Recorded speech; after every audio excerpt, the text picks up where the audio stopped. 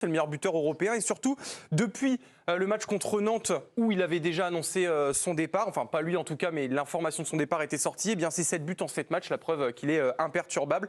Et Didier Deschamps a réagi par rapport à la fraîcheur de son attaquant en conférence de presse aujourd'hui. Non, pour Kylian, c'est valable pour Kylian, pour tous les joueurs.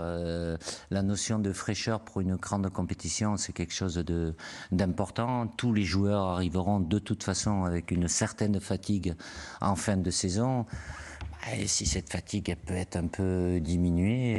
Benoît Tremoulinas, même question qu'à vos copains d'hier en plateau, vous n'étiez pas là. Lequel des 3 buts vous avez préféré ce week-end? La petite douceur du début, la frappe? Moi j'aime bien le deuxième et effectivement le troisième est très compliqué à faire, à exécuter, c'est-à-dire en pleine vitesse, en pleine course. Faire un aussi beau contrôle pour se la mettre dans le sens du jeu et enchaîner sur une belle frappe. Ouais. Le troisième est très compliqué, mais j'aime bien le deuxième. Le deuxième, il y a ce petit enchaînement technique, là, intérieur-extérieur, et il enroule. Toujours beau à voir. C'est tout bénef pour l'équipe de France. Là, il a un peu moins joué, il a tourné. Quand il joue, il est affamé. C'est bien. Il est frais. C'est vrai qu'avec le turnover de son ami Luis Enrique, il est bien frais, notre Kylian Mbappé. Ouais, non, ce qu'il a fait, c'est incroyable. Voilà. Un coup, il joue, un coup, il joue pas. Il dit rien, mais par contre, quand il joue, il est décisif. Et puis, en plus, il marque des buts incroyables. Parce que même le premier, il est compliqué à mettre. L'angle est fermé. Il arrive à trouver un trou de souris, pied gauche en plus. C'est là que vous êtes content de ne plus être joueur, hein, défenseur. C'est une horreur. Vous avez un Mbappé ou Ousmane Dembélé, c'est une horreur. Bon, voilà pour le triple top, Kylian Mbappé. Oui, Seb. Non, on peut constater quand même que ce qui nous avait été dit, à savoir on prépare la saison prochaine, n'existe plus. Puisque oui, donc, il a joué. C'était de la com, quoi, non? Je sais pas. Il a joué donc 90 minutes en Coupe de France le mercredi. Il a rejoué 90 minutes à Montpellier alors que le match était plié. Attends. Donc en fait, tout ça n'a aucun sens. Parce que finalement, il aurait pu le sortir. En Coupe de France, c'est logique, puisqu'il avait dit que pendant les coupes. En Coupe de France, oui. Mais à Montpellier. Et Dembélé était blessé. Ah ouais. Et il a dit, je sais pas. Jouer... Surprise. Avec Dembélé, même si Dembélé était là, il jouait. Ah, je sais pas. Si. Ah bah, il jouait. Vous avez l'info? Oui, il jouait. Donc l'histoire, elle était réglée. Ben si. Non, mais c'est pour ça que je vous dis très bien. Mais je l'avais pas. Mais l'histoire, elle était réglée. Et qu'est-ce qui l'empêchait de le sortir à la 75e? Ah, mais je sais pas. Moi, j'essaye d'écouter. On m'a expliqué que c'était bien ce qui avait été fait. Oui, mais je trouve qu'il y a pour une fois qu'il y a un gars qui fait un peu de remue-ménage et qui se passe bien. Il a des résultats. Il est là. Je vois pas, moi ça me gêne pas. Ah mais moi franchement, je dis juste que c'est incohérent par rapport à ce qui est dit. Alors écoutez, Jules Koundé porte des vêtements que certains trouveront incohérents et d'autres absolument spectaculaires, mais il est double top et ça fait plaisir pour Jules qui a eu pas mal de baromètres négatifs. Oui, mais cette fois-ci c'est positif parce qu'il est en train de bien revenir, on va dire, avec le Barça. Il est en bonne forme notamment. Le Barça qui reste sur 4 clean sheets consécutifs en Liga, et Koundé était titulaire à chaque fois, il est forcément en partie responsable de ça. Et le Barça qui vient de s'imposer 3-0 sur la pelouse de l'Atlético de Madrid ce week-end en Liga. Et l'appréciation de Marca était quand même assez positive sur le défenseur des Bleus. Jules Koundé est vraiment impressionnant avec ses récentes performances avec le FC Barcelone, notamment lors du match de dimanche contre l'Atlético. Le défenseur du Barça a fait preuve d'une certaine élégance tactique. Greg, vous parliez de sa tenue. Oui. On va y jeter un œil. Bien parce sûr. que s'il y a bien quelque chose qui laisse personne indifférent, c'est le style vestimentaire de Jules Koundé. On aime, on n'aime pas, c'est à vous de juger. Benoît Tremoulinas, lui, il adore une tenue qui a la même matière que ce qu'il porte aujourd'hui. Il est arrivé comme ça tout à l'heure, Ben. Qui lui a même valu quelques chambrages de la part de ses coéquipiers. Et quelques commentaires aussi sur les réseaux sociaux. Mon préféré, est-ce qu'on l'a, les amis, en régie? C'était celui du compte La Mouche du Coach qu'on va voir juste après. Donc là, c'est Giroud, Kamavinga qui chambrent gentiment leurs coéquipiers. Et donc ce tweet, Jules Koundé arrive à Clairefontaine, il y a Thomas Pesquet qui demande s'il peut récupérer ses bottes. Ah, c'est dommage. C'est dommage parce qu'on voit pas les... Je dis quand je sais pas. Mais Jules Koundé, il traverse un bon moment comme son club. C'est-à-dire qu'ils ne prennent plus de buts depuis plusieurs matchs en championnat. Ça va mieux. Et c'est vrai que la saison était relativement inquiétante jusque-là. Et moi, je ne suis pas pour autant totalement rassuré par les performances de Jules Koundé sur le long terme, sur le plan défensif. Je le trouve très, très juste. Sur le plan offensif, il apporte peu. Alors, on va me sortir un but ici et là, bien sûr, ça arrive. Mais c'est un peu compliqué pour moi d'imaginer que c'est le top niveau mondial. Mais c'est un garçon, vu la concurrence, qui est quand même incontournable en équipe de France, puisqu'il n'y a pas de concurrence. À droite. Mais à droite, sur le côté droit, au niveau des latéraux. D'ailleurs, Didier Deschamps en a encore parlé lors de sa dernière conférence de presse jeudi dernier. Il a demandé pourquoi on avait des problèmes de formation au poste de latéral. Donc il y a un souci. Donc Jules Koundé n'est pas pire qu'un autre. Ludo, il va faire l'Euro alors. Et possiblement en concurrence avec Jonathan Klaus. Oui, probablement, sûrement. Probablement, même si je pense qu'aujourd'hui, il est clair et net que sa place et la concurrence, elle doit s'installer exclusivement dans l'axe pour lui. Mais c'est sa chance finalement d'être à droite. Parce que honnêtement, ce que je vois de Pavard cette année, je vois pas mal de joueurs au-dessus de lui. Saliba, Pavard, Konaté, dans l'axe, ouais. Dans la hiérarchie, il n'y est pas. Donc oui, il faut qu'il se mette dans la hiérarchie de se dire qu'à droite, c'est peut-être la seule chance qu'il a aujourd'hui de pouvoir être sélectionné. Je peux pas le retenir. Mais non, il faut pas le Non, retenir. pas du tout. Moi, je reste objectif et neutre. Non, je pense vraiment que... Sa polyvalence va faire qu'il sera dans le bon Moi, je sais pas. Peut-être que Deschamps remettra Benjamin Pavard à droite. Parce qu'avec ce qu'il fait à l'Inter, on n'est pas à l'abri. Il joue dans une défense à 3, mais on le trouve à chaque fois très haut dans tous les matchs. Donc, couloir droit. Et avec la saison qu'il fait, j'aime Jules Koundé, j'aime beaucoup le joueur, mais Pavard est meilleur que Koundé et Klaus aujourd'hui à droite. Moussa Diaby est notre simple top, Romain Aron. Oui, et Moussa Diaby, ça va mieux aussi pour lui. Alors d'abord, on a commencé avec on va dire des statistiques qui sont un petit peu négatives pour montrer qu'il a perdu sa place. En fait, il était titulaire, on va dire, assez indiscutable du côté de West Ham. Mais depuis février, il n'a plus été titulaire avec les Hammers. Mais il a réalisé, avec Aston Villa, plutôt, je dis des bêtises. Par contre, il a réalisé un très bon match. Justement, c'était contre West Ham ce week-end. Une passe décisive, 3 passes avant un dernier tir. C'est aussi, ça montre qu'on est impliqué. 90% de passes réussies, 20 ballons touchés, seulement 4 ballons perdus, c'est quand même pas beaucoup pour un joueur offensif. Et on peut supposer que Moussa Diaby est là aussi parce que Kingsley Coman est absent de ce rassemblement. Mais Didier Deschamps a ouvert la porte à une participation à l'Euro de Moussa Diaby. C'est au contraire de la pression, ça peut lui donner beaucoup d'espoir ou d'espérance et qu'il fasse en sorte, après, déjà pendant le rassemblement et après le rassemblement, de tout faire pour être dans la liste de mai.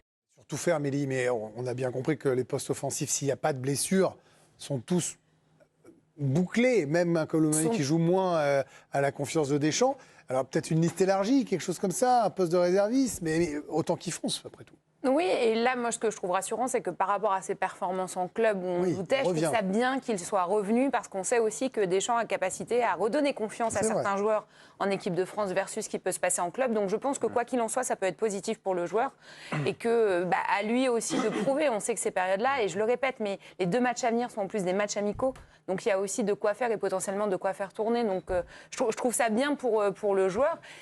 Et puis les blessures, ce qui est bien, malheureusement... c'est qu'il rejoue à Aston Villa, parce qu'il a connu une période où il ne jouait plus, quand même. Oui, et puis du coup, il va aussi regagner en confiance en club. Et le coach, en l'occurrence Emery, était aussi content finalement de le revoir comme ça. Le BDB, le bonus du barreau, ce sera avec vous, Alicia. On part au Milan AC. Ouais, il a encore brillé sur son côté gauche. Théo Hernandez, auteur d'un but magnifique face à l'Hellas Vérone dimanche dernier. Un but qui a permis à l'AC Milan de s'imposer, de passer devant la Juve au classement et de conforter sa place de dauphin. Saison exceptionnelle pour le vice-capitaine des Rossoneri. 5 buts, 10 passes décisives, toutes compétitions confondues. Il a déjà égalé sa meilleure saison, celle de 2021-2022. Et selon la Gazzetta dello Sport, il ne partira pas pour moins de 100 millions d'euros. 200 même. Ce qui a mis un sacré coup au Bayern, très intéressé par son profil pour la saison prochaine. Théo Hernandez, bien évidemment appelé par Didier Deschamps. Il disputera sans doute sa 24e sélection samedi face à l'Allemagne. On passe au flop, ça s'est moins bien passé pour eux. Simple top et limite un petit avertissement pour Marcus Thuram.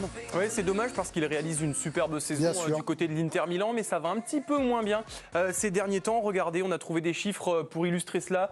0 but sur ses 5 derniers matchs, 328 minutes sans marquer. On a aussi en tête les ratés contre l'Atlético de Madrid en Ligue des Champions. Et puis aucune passe décisive sur ses 11 derniers matchs, alors qu'il en a réalisé quand même pas mal cette saison. On disait de lui qu'il était le complément parfait de Lautaro Martinez du côté de l'Inter. On disait, Benoît, surtout qu'il était possiblement le numéro 9 de l'équipe de France, pour certains avec de l'avance sur Colomani ou sur Olivier Giroud. Là, bon, il peut y avoir une période de creux. Hein. On a le droit à un moment d'avoir un coup de moins bien dans une saison. C'est maintenant. Il ne faudrait pas que ça s'éternise. Oui, après, il fait une saison incroyable. Il a fait le très bon choix de signer à l'Inter Milan. C'est très cohérent de pouvoir aussi jouer aux côtés de Lautaro Martinez pour progresser. Et là, les occasions contre Non, c'est qu'en fait, voilà, il lui manque encore un step à passer. Et on l'a vu en Champions League. Voilà, les grands attaquants, les très grands attaquants, lorsqu'ils ont 1 ou 2 occasions en Champions League, ça marque.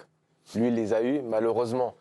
les a ratés. Il est sur quelques matchs où il marque beaucoup moins. Voilà, il y a encore une marge de progression, et tant mieux. On l'a dit, une période de crue, on a le droit. Bien sûr, il a encore une belle marge de progression pour devenir un top attaquant mondial.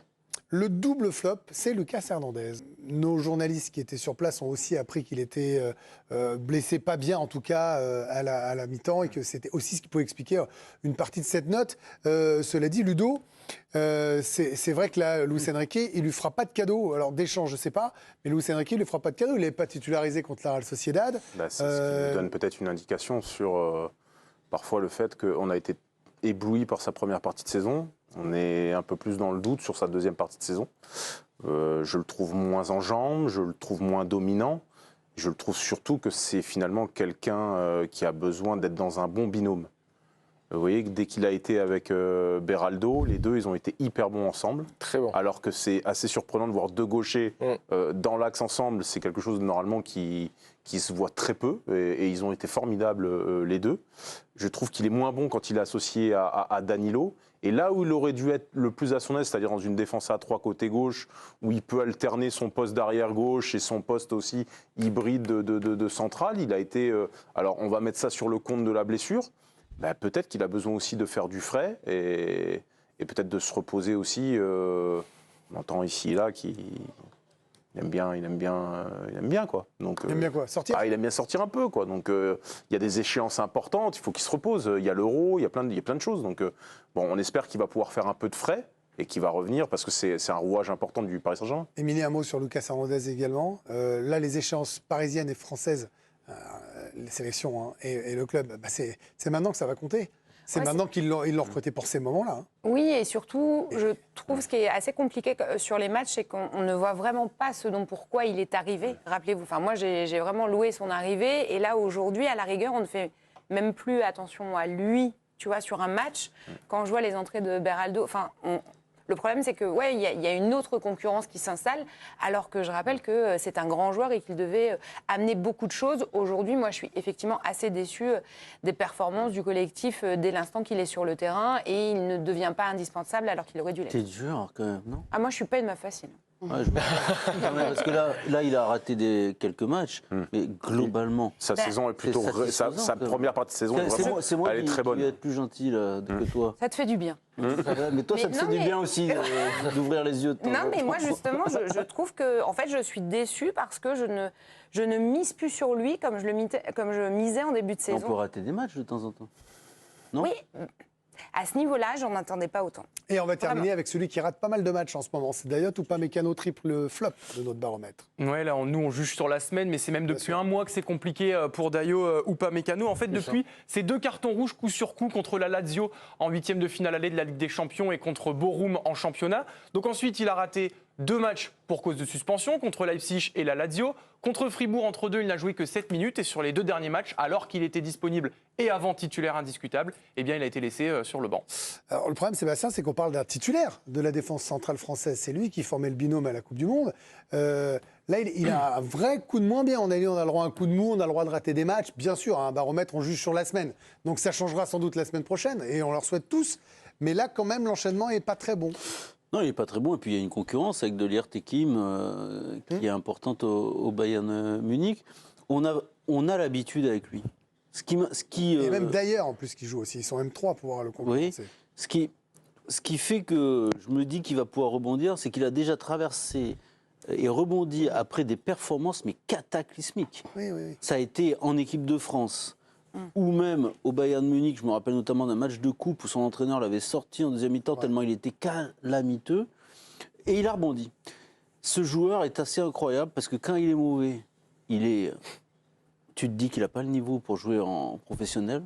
Et quand il est bon, c'est l'un des meilleurs joueurs que j'ai jamais vu à ce poste-là. Dans l'histoire, il est capable d'être par moment le meilleur défenseur central du moment. Il a été exceptionnel, éblouissant en équipe de France parfois, et avec le Bayern.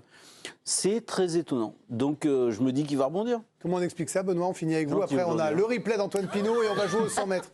Comment on fait un défenseur quand on est jugé comme ça? Parce qu'à un moment, il faut jouer, hein, l'Euro arrive. Hein. Très gentil Sébastien aujourd'hui. Ouais, c'est un nouveau CEP, c'est le CEP 2024. il est andin, et on a envie de C'est lui faire depuis des qu'il me câlins. côtoie depuis quelques mois. Ah, C'est peut-être pour ça. ça. Ouais. Non, c'est pas facile pour Upamecano parce qu'il est quand même dans un club médiatisé. Donc forcément, on va parler beaucoup plus de lui Ils sont que tous d'autres. Benoît dans des Oui, clubs mais médiatisés. encore plus. Il est au Bayern de Munich. Bayern, c'est l'un des 3-4 meilleurs clubs d'Europe. Donc forcément, la moindre prestation où vous passez au travers, on parle de vous. La chance qu'il a, c'est que Deschamps lui accordera du crédit et lui redonnera de la confiance en équipe de France, comme il l'a fait avec Griezmann, comme il l'a fait aussi avec Olivier Giroud. J'espère juste aussi de retrouver son acolyte Konaté dans l'axe, ça va lui permettre aussi de retrouver un petit peu de confiance. Mais attention, parce que derrière ça pousse. Même Et si ton ça ami Pavard, pour le coup? il y a Pavard qui pousse, il y a aussi. Ouais, on a du talent. Il y a aussi William Saliba qui pousse aussi, qui fait pas trop de bruit, qui a un petit peu un train de retard par rapport à l'expérience qu'a Upamecano. Attention.